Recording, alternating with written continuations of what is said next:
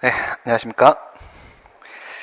네, 오늘부터 해가지고 우리 이제 어드밴스드 반 하프 모의고사 8급, 7급 그리고 변호사 시험 그리고 변호사 시험 모의 시험으로 법학전문대학원 협의회 모의 시험까지 우리가 이제 1월, 2월, 3월, 4월에 걸쳐서 4개월 동안 5년간 문제를 같이 풀도록 할 겁니다. 교재를 가지고 계신 분들은 기출연습교재 261페이지입니다. 261페이지 먼저 8급. 8급은 국회직에만 있습니다. 2013년도 국회직 8급 첫 번째 문제 1문입니다. 사인의 공법행위에 대한 설명으로 옳은 것은 모두 몇 개인가? 사인의 공법행위라고 하게 되면 이것은 행정주체 행위가 아니라 행정객체 행위를 말하고 있는 것이고요. 공법적 효과의 발생을 목적으로 하는 행위가 바로 사인의 공법행위입니다. 공법적 효과의 발생 목적이라고 했는데 일반적으로는 금지 해제 효과를 말합니다. 금지 해제의 효과가 발생을 하게 될 것이고요. 첫 번째 기억입니다. 공무원이 제출한 사직원은 그에 따른 면직 처분이 있을 때까지는 철회할 수 있지만 일단 면직 처분이 있고 난 이후에는 철회할 수 없다. 이렇게 되어 있는데요. 이것은 의원 면직을 말하는 겁니다. 공무원에 대한 면직이라고 하게 되면 세 가지 종류가 있을 수 있는데 직무 수행 능력이 부족해서 행하게 되는 직권 면직이 있을 수 있습니다. 직권 면직. 직권 면직은 직무 수행 능력이 현저히 부족한 경우에는 바로 직권 면직을 하는 경우도 있겠고, 그와 같은 경우가 아니라고 하게 되면 직위 해제를 거친 다음에, 즉 가행정 행위로서 직위 해제가 이루어지고 대기 명령 기간이 끝난 다음에 개선의 여지가 없을 때 그때 직권 면직이라는 종행정 행위를 하는 경우도 있습니다. 두 번째로는 이제 징계 면직이 있을 수 있습니다. 공무원법에는 공무원에 대한 징계 책임으로서 파면, 해임, 강등, 정직, 감봉, 견책 이렇게 6가지 종류의 징계 책임을 묻고 있습니다. 그 중에 위에 있는 4가지 파면, 해임, 강등, 정직까지를 우리가 중징계라고 하게 되고 그 다음 나머지 2가지가 바로 감봉과 견책이 경징계에 해당을 합니다. 그 중에서 맨 위에 있는 2개입니다. 2개 파면과 해임의 경우에 있어서는 징계 면직에 해당을 합니다. 세 번째, 지금 얘기하는 것은 의원 면직입니다. 의원 면직은 사직원을 제출하고 그것을 수리하는 것으로서 자신의 뜻으로 공무원의 지위를 스스로 상실하는 것입니다. 그런데 사인의 공법행위의 철회라고 하게 되면 상대방의 수리 처분으로서 의원 면직 처분이 행해지기 전까지는 자유롭게 그 사직원 제출이라는 사인의 공법행위 그 의사표시를 철회할 수 있습니다. 하지만 면직 처분이 이루어진 다음에는 그 철회가 제한될 수 있는 것이고요. 한 걸음 더 들어가 보시게 되면 사인의 공법행위의 하자의 효과에 대한 부분도 같이 정리를 해두시기 바랍니다. 사인의 공법행위의 하자라고 하게 되면은 어떤 경우를 말하는 것이냐면 단순한 동기를 부여하는 경우가 아니라 필수적인 전제 조건이 되는 경우입니다. 사인의 공법행위가 필수적인 전제 조건이 되는 경우에 사인의 공법행위 하자가 있을 때 그에 따른 처분은 과연 무효인가 취소인가 라는 문제가 발생할 수 있습니다. 만약에 단순한 동기를 부여하는 경우라고 하게 되면 그것은 그에 따른 처분에 아무런 영향을 미치지 않습니다. 예를 들어서 도로통행 금지 해제라고 하게 되면요, 도로통행 금지 해제는 허가에 해당을 하고요, 특허와 달리 허가의 경우에는 이와 같이 쌍방적 행정행위가 아닌 경우가 있습니다. 일정한 행사가 끝나고 나게 되면 도로통행 금지는 스스로 해제를 하게 되는데 여기서 통행금지 해제 신청을 잘못했다라고 하더라도 그것은 그 해제에 대한 영향을 미치는 부분이 없습니다. 필수적인 전제가 되고 있는 쌍방적 행정행위의 경우에 있어서는 사인의 공법행위의 하자가 존재하면 그에 따른 행정처분에도 영향을 미칠 수가 있는데 그런 것을 우리가 사인의 공법행위의 하자의 효과다라고 얘기를 합니다. 통설적인 견해는 바로 무효사유 원칙설입니다. 무효사유 원칙설. 필수적인 전제가 되는 경우에 사인의 공법행위가 없으면 그에 따른 처분은 바로 무효가 됩니다. 지금이 바로 그에 해당을 하겠죠. 만약에 사직원 제출에 의사표시에 무효의 하자가 존재하는 경우라고 한다면 그때는 의원 면직 처분은 바로 무효가 되어버릴 수밖에 없습니다. 무효 사유 원칙설이 통설 판례 입장이다 이렇게 정리를 해두시면 됩니다. 건축법상 건축주 명의 변경 신고의 수리를 거부하는 행위는 항고소송의 대상이 되는 처분이다. 우리가 지위승계 신고라거나 명의 변경 신고라거나 이와 같은 것들은 수리를 요하는 신고에 해당을 한다라고 했습니다.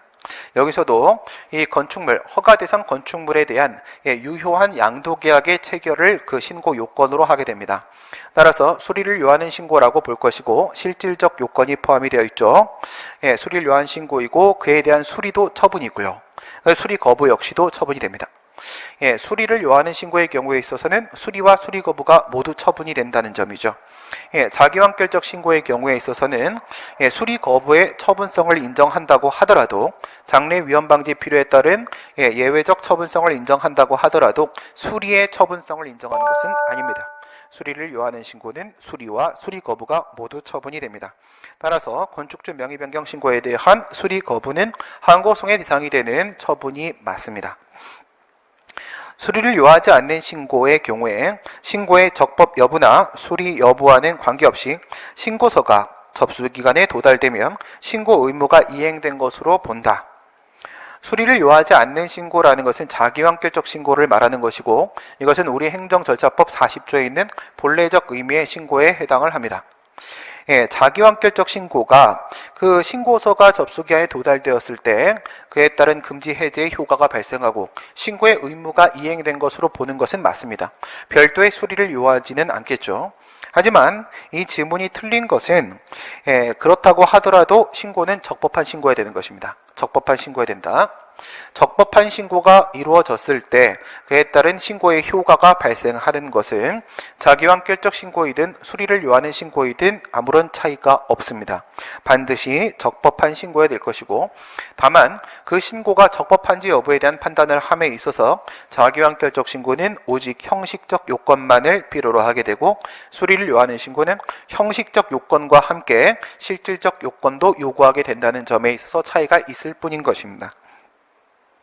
주민등록 전입신고 수리 여부에 대한 심사는 주민등록법의 입법 목적과 법률 효과 이외에 지방자치법 및 지방자치의 이념까지 고려하여 실질적으로 판단해야 한다.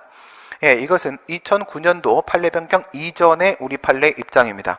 2009년도에 주민등록 전입신고에 대한 판례 변경이 이루어졌고 따라서 지금은 주민등록법상의 요건만을 필요로 하는 것이지 지방자치법 등의 다른 법률의 요건을 요구하는 것은 아니라고 판례 변경 판시되었습니다. 다만 조심해야 될 점은 판례 변경 이전이든 판례 변경 이후이든 간에 주민등록 전입신고의 경우에 있어서는 어쨌든 실질적인 요건이 포함되어 있는 것은 동일하고 둘 다 수리를 요하는 신고로 파악하게 되며 그에 따른 수리와 수리 거부가 모두 처분이 됨에 있어서만큼은 판례 변경 전과 후의 차이가 없습니다. 지금 주민등록법상 신고 요건에 실질적 요건이 포함되는 부분은 30일 이상 거주할 목적으로 전입신고를 하는 것인지 여부가 문제가 되는 부분입니다. 건축법상 건축신고에 대한 수리 거부는 항고소송의 대상이 되지 않는다. 우선 우리 건축법 제11조 1항과 14조 1항을 비교를 해보시게 되면 11조에서는 허가대상 건축물에 대해서 14조에서는 신고대상 건축물에 대해서 규정을 하고 있고요. 여기서 말하는 11조의 허가라는 것은 강학상 허가, 일반적 허가에 해당하고 그 중에서도 대물적 허가에 해당한다라고 볼 것입니다. 허가는 금지 해제가 바로 그 법적 효과입니다. 그런데 14조 1항에 따르게 되면 소규모 건축물의 경우에 있어서는 그 신고만 하면 11조 1항에 허가의 효과가 발생한 것으로 본다라고 규정을 하고 있으며 이것은 대표적인 자기완결적 신고에 해당을 합니다. 따라서 건축법 14조 1항에 있는 건축신고는 우선은 자기완결적 신고라고 봐야 되는 것이고요. 그렇다면 수리가 처분이 아닌 것은 맞습니다. 그런데 우리 판례가 2010년도와 그 다음 11년도에 10년도에서는 건축신고를 그리고 11년도에는 착공신고에 대해서 판시를 했고요. 둘 다 동일한 법리를 적용을 했습니다. 여기서 건축 신고를 적법하게 하지 않거나 또는 착공 신고를 적법하게 하지 않은 경우, 즉 수리 거부가 된 경우라고 하게 되면 수리 거부가 되었을 때 네 가지의 장래 불이익이 발생할 수 있다라고 했고요. 첫 번째는 벌금 부과라거나 시정 명령의 대상이 될 수가 있다는 것입니다. 그리고 그 시정 명령의 대상이 되었는데 시정 명령을 불이행한 경우에 있어서는 관어사업 제한이나 이행강제금 부과의 대상이 될 수가 있다라고 해서 장래 위험 방지 필요, 즉 그 근본적인 해결을 조기에 한다라는 측면에서 예외적인 처분성을 인정을 했습니다. 건축신고에 대한 수리는 사실행위입니다. 사실행위에 대한 거부가 맞습니다. 함에도 불구하고 예외적으로 형식적 행정행위로서 그 처분성을 인정을 했으므로 항고성의 대상이 되지 않는다라는 지문은 틀린 지문이 됩니다. 비읍 건축법상 건축신고가 다른 법률에서 정한 인허가 의제 효과를 수반하는 경우에는 일반적인 건축신고와는 널리 수리를 요하는 신고에 해당합니다. 앞에 질문에서 얘기한 대로 일반적인 건축신고는 자기완결적 신고에 해당한다고 볼 것입니다. 이 판례는 11년도 초반 판례에 해당을 하는 것이고요. 이때 인허가 의제가 적용되는 경우에는 수리를 요하는 신고로 전환된다라고 봤던 판례입니다. 국토의 계획 및 이용에 관한 법률 제56조에 보게 되면 개발행위 허가에 대한 규정을 두고 있고요. 58조에서는 그 요건에 대한 규정을 두고 있는데 그 58조의 개발행위 허가의 요건에 보게 되면 주변의 토지 이용 실태와의 조화를 이루어야 한다라고 되어 있고요. 이 토지 이용 실태와의 조화의 문제는 단순한 기재사항이나 구비서류, 형식적 요건의 문제가 아니라 그 내용적 심사를 필요로 하는 실질적 요건에 해당을 합니다. 또 한 가지는 인허가 의제에 대한 규정입니다. 건축법 제11조 5항에 보게 되면 건축허가의 규정에서 인허가 의제 제도에 별도의 법적 근거를 마련하고 있고 14조 2항에서는 건축신고에 이를 준용을 하고 있습니다. 그리고 이 인허가 의제라는 것은 관할 집중설, 절차 집중설, 실체 집중설의 대립이 있으며 판례에 따르게 되면 창구를 단일화하고 절차를 간소화하기 위한 목적이라고 하여 관할의 집중과 절차의 집중까지는 인정을 하지만 실체적 요건의 집중은 인정을 하지 않습니다. 따라서 인허가 의제가 적용되는 경우에는 건축신고의 요건에 실체적 요건, 개발행위허가의 요건으로서 토지 이용 실태와의 관계 문제가 포함될 수 있고 실질적 요건이 포함된 이상 이 건축신고는 수리를 요하는 신고로 전환되었다라고 볼 것입니다. 여기서 조심해야 될 점이 하나가 있습니다. 일반적으로 수리를 요하는 신고라고 하게 되면 그에 대한 수리는 준법률 행위적 행정행위로서 수리에 해당하고 이것은 행정청의 의사작용이 포함되지 않기 때문에 원칙적으로 기속행위라고 파악을 하게 됩니다. 하지만 이것은 근거 법규에 따라서 실질적 요건이 바로 포함되는 경우가 해당하는 것이며 지금과 같이 외부 변수에 의해서 인허가 의제 제도가 적용이 된다거나 복수 법령이 적용돼서 수리를 요하는 신고로 예외적으로 전환된 경우에는 그 수리가 처분인 것은 동일하겠지만 준법률 행위적 행정에서 수리가 아니라 그 안에는 개발행위 허가라는 법률 행위적 행정행위가 포함된 것이므로 의사작용이 포함되어 있는 것이고요. 이것은 법률 행위적 행정행위에 해당하는 것이고 예외적 허가에 해당하는 것이죠. 또한 그것은 기속행위가 아니라 재량행위로 파악해야 된다는 점을 주의하셔야 됩니다. 2번입니다.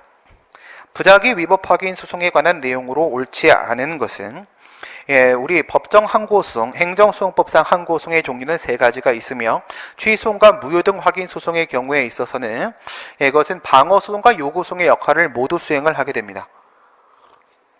거부처분에 대한 취소송이나 무효확인소송은 요구소송의 역할도 같이 수행을 하게 되는데 부작위 위법 확인 소송의 경우에서는 오직 요구소송의 역할만 하게 되고요.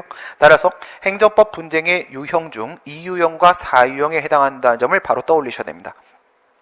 2유형과 4유형 중에서 첫 번째 1번 지문 부작위의 직접 상대방이 아닌 제3자는 당해 행정처분의 부작위의 위법 확인을 구할 법률상 이익이 있는 경우 원고 적격이 인정된다. 이렇게 되어 있는데 우선 여기서 지문의 표현상 오해의 소지가 있는 부분이 조금 있습니다. 부작위의 상대방인가 제3자인가에 대한 문제를 제시를 하고 있는데요. 엄밀하게는 옳은 얘기가 아니라 이것은 원처분을 기준으로 하는 것이 맞습니다. 요구 소송에서 거부 처분이나 부작위 처분과 같이 개쟁 처분을 기준으로 판단을 한다면 개쟁 처분을 기준으로 소외 대상이 되는 거부나 부작위를 대상으로 해서 그것을 기준으로 보게 되면 원고는 언제나 처분의 직접 상대방이 됩니다. 따라서 신청의 대상이 되는 원처분을 기준으로 봐야 되는 것이고요. 이 요형에 있어서는요, 거부나 부작위에 있어서 이 사유형 모두 다 상대방이겠지만 이 유형은 원처분을 기준으로 하면 상대방이고 사유형은 원처분을 기준으로 하면 제3자 문제가 됩니다. 따라서 지금 이 문제는 표현상 일부 오류가 포함되어 있다라고 볼 수가 있겠고요. 하지만 문제의 취지 그대로 풀도록 하겠습니다. 지금은 행정법 분쟁의 사유형 상황을 얘기를 하고 있는 것이고요. 이 유형의 경우에 있어서는 어쨌든 처분의 직접 상대방의 문제이므로 법률상 이익을 따로 요구하지 않습니다.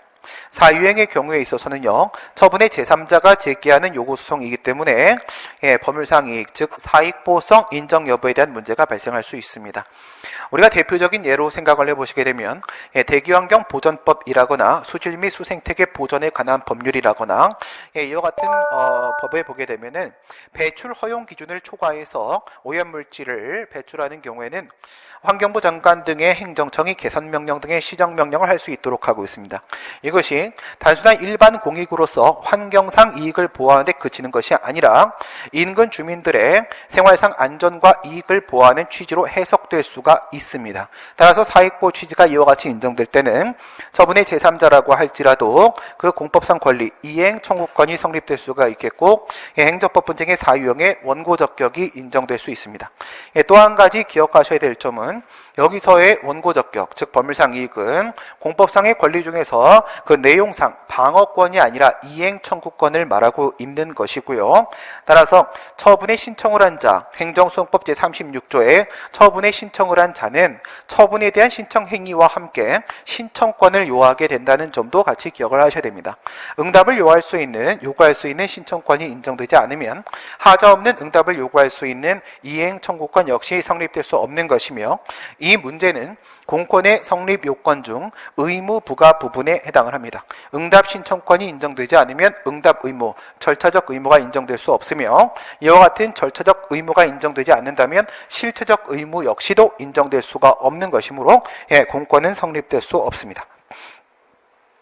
행정청이 행한 공사중지 명령의 상대방이 그 명령 이후에 그 원인 사유가 소멸하였음을 들어 공사중지 명령의 철회를 신청을 하였으나 행정청이 아무런 응답을 하지 않고 있는 경우에 행정청의 부작위는 그 자체로서 위법하다. 상당히 심화 문제에 해당을 합니다. 일반적으로 이 문제는 거부 처분에 대한 문제로 출제가 되고요. 공사중지명령 해제 신청 거부 사건입니다. 공사중지명령 해제 신청 거부 사건, 우선 이 문제는요, 행정 개입 청구권과 관련된 문제입니다. 행정 개입 청구권은 요구소송에서 특정 처분의 발령을 요구할 수 있는 권리를 말하는 것인데요.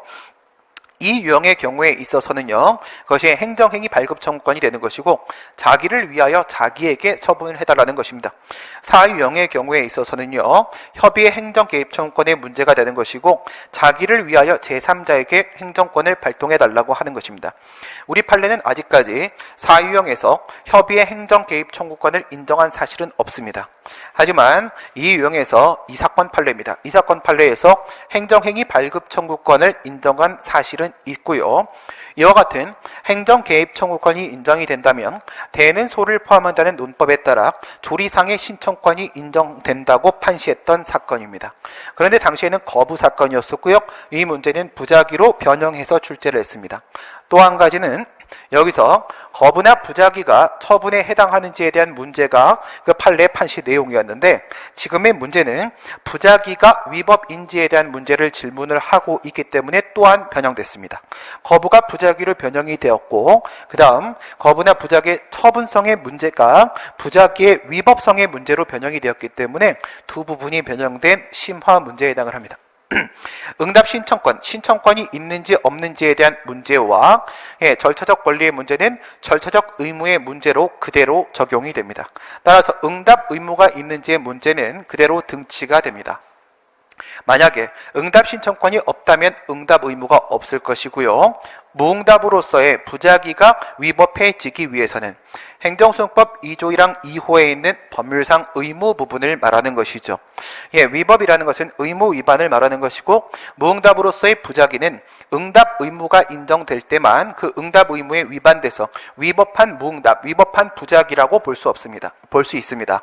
이 응답 의무에 대한 판단은 응답 신청권의 존부의 문제로서 우리가 판단을 하게 되는 것이므로, 여기서 조리상의 응답 신청권이 인정이 된다면 그에 따른 응답 의무도 국가에게 부과된다고 볼 것이고요. 부작위의 위법성이 인정될 수 있습니다. 아주 좋은 문제입니다.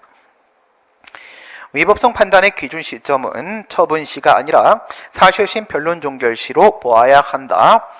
사실심의 변론이 종결이 되면 이제는 판결을 선고하는 문제만 남았다라고 보아야 되기 때문에 일반적으로 사실심 변론 종결시는 우리가 판결시라고 보게 됩니다. 이 문제는요, 부작위라는 문제가 중요한 게 아니라는 점을 조심하셔야 됩니다.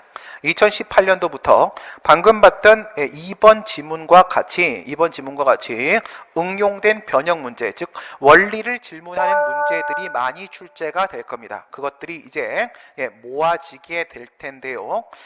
그렇다면 이러한 부작위에 대한 문제를 의무이행 소송이나 심판에 대한 문제와 부작위 위법 확인송에 대한 문제로 비교 질문을 하게 되면 여기서 또 혼동이 발생할 수 있을 것입니다. 음해행 심판이나 음해행 소송의 경우에 있어서는요, 그것이 인용이 되었을 때 처분 명령을 하게 됩니다. 의무이행 판결, 의무이행 재결은 처분 명령 판결, 처분 명령 재결이 되는 것이고, 현행법상 그것이 허가를 내어줄 수 없는 상황임에도 불구하고 허가를 하라는 처분 명령을 할 수는 없습니다. 따라서 의무이행 소송이나 의무이행 심판은 그 인용이 바로 처분 명령을 내용으로 한다는 점에서 그것은 어쩔 수 없이 구조적으로 판결시와 재결시를 기준으로 할 수밖에 없는 겁니다. 하지만 부작위 위법 확인 소송의 경우에 있어서는 음해행송이나 음해행심판도 부작위를 대상으로 하기는 하지만 이 부작위 여파행송은 명령 판결을 한 것이 아닙니다. 이것은 절차적 심리만 가능하다는 점 때문에 이것은 판결시가 기준이 될 수밖에 없는 겁니다. 부작위 위협행위송에 대한 질문이 들어오게 되면 언제나 그 본안 심리의 범위가 절차적 심리로 한정 지어진다는 점을 먼저 떠올리시기 바랍니다. 거기서 연결되는 경우가 가장 많습니다. 따라서 만약에 이 소송이 존재하고 있다라고 하게 되면은 처분시가 존재할 수가 없고요. 엄격한 의미의 처분이 존재하지 않기 때문에 그렇습니다. 만약에 거부 등의 처분이 나와가지고 처분시가 존재하게 된다면 절차적 심리만 가능한 부작위 여파인송은 이미 응답이 나온 것이기 때문에 이미 목적 달성에 따라 각하돼 버리고 소송이 사라지게 될 것입니다.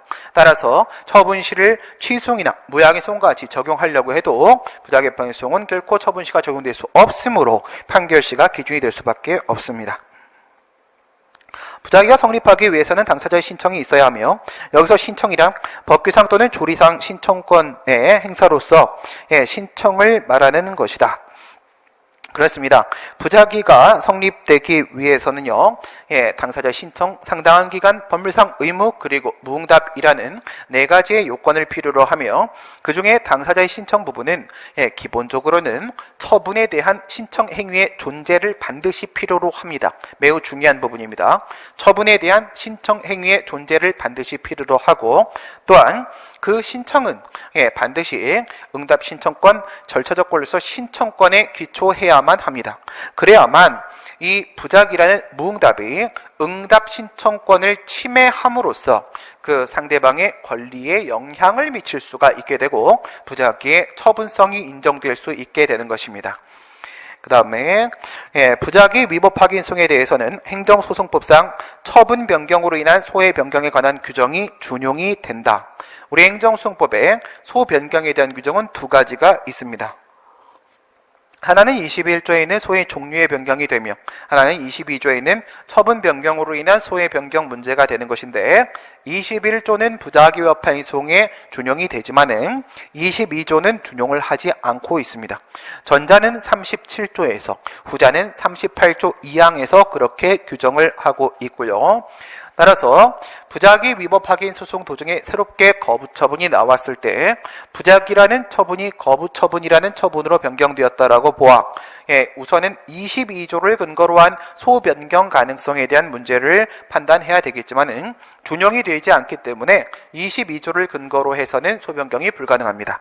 이때는 취소 소송으로 부작위 합의송을 소의 종류를 바꾸는 것이기 때문에 그 다음에는 21조를 근거로 해서 37조를 근거로 해서 이와 같은 소변경이 가능한지 판단을 하게 되는데 이때 그 소의 종류의 변경이라는 것이 원래부터 거부가 있었는데 부작위로 오인해서 소송의 형식을 오지정한 경우에 한한다라는 규정이 있는 것이 아니므로 이와 같은 소의 종류의 변경은 21조를 근거로 가능하다고 볼 수 있으며 판례 역시 그렇게 보고 있습니다. 3번 행정 절차에 관한 설명으로 옳지 않은 것은 적법 절차의 원칙은 헌법의 기본 원리이고 행정절차법은 행정절차에 관한 일반법적 성격을 가지기는 하지만 행정절차법이 모든 행정작용에 적용되는 것은 아니다. 맞는 얘기입니다. 우리 헌법 제12조를 근거로 한 적법 절차의 원리는 형사사법작용뿐만 아니라 행정권의 발동에도 즉 모든 공권력의 행사에 적용될 수 있는 것이 맞습니다. 우리 행정 영역에도 적법 절차의 원리는 적용되는 것이 맞고 행정절차법이라는 일반법이 마련되어 있으며 여기에는 신입처지예라고 해서 신고와 입법 예고, 처분 절차, 행정지도, 행정예고의 5가지 내용에 대해서만 규정을 하고 있습니다. 개별 세법에 납세 고지에 관한 별도의 규정이 없더라도 국세징수법이 정한 것과 같은 납세 고지의 요건을 갖춰야 한다는 것은 적법 절차의 원칙이 과세 처분에도 적용됨에 따른 당연한 귀결이다. 일반적으로 개별 세법에 납세 고지에 대한 요건 규정이 있습니다. 납세 고지에 대한 요건이 있습니다. 그리고 국세징수법에도 있습니다. 납세 고지에 대한 요건이라는 것은 우리가 알고 있는 이유제시를 말하는 겁니다. 이유제시를 말하는 고지의 요건, 이유제시, 고지의 요건, 이유제시 말하는 것이고 이유제시라는 것은 그 과세 표준과 왜 과세를 하게 되는 것인가? 그리고 그 세출의 근거, 어느 법을 근거로 해서 과세를 하게 되는 것인가? 우리가 알고 있는 근거와 이유 맞습니다. 근거와 이유 맞습니다. 이유 제시 말하는 것이고요.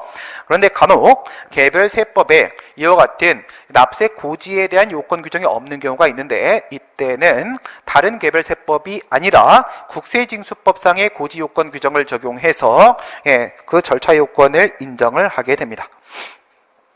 행정절차법에는 행정계획의 확정 절차, 행정조사 절차에 관한 규정이 없다. 맞습니다. 이와 같은 내용이 독일 행정절차법에는 있지만 앞에서도 본 대로 우리 행정절차법에는 이 같은 내용을 담고 있지 않고요. 신입처지의 5가지 행정작용에 대한 내용만 다루고 있습니다. 5번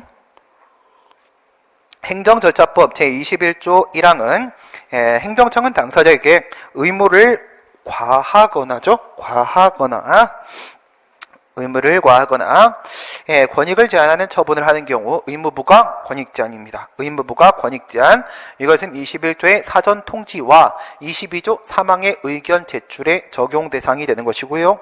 일정한 사항을 미리 당사자에게 통지하도록 하고 있지만 사전 통지고요.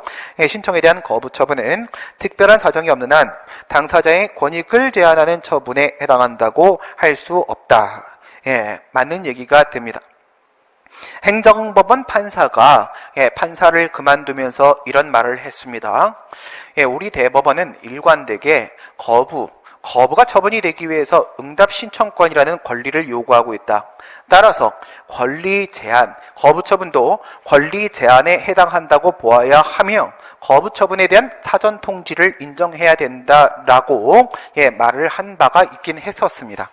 하지만 우리 판례는 그렇게 보고 있지 않습니다. 적극적 불이익 처분에 따른 기득권의 침해만 권익 제한으로 인정을 하고 있으며 소극적 불이익 처분, 거부 처분에 의한 기대권의 침해는 이와 같은 권익 제한 처분에 해당하지 않는다고 봐서 사전 통지와 의견 제출을 적용하지 않고 있습니다.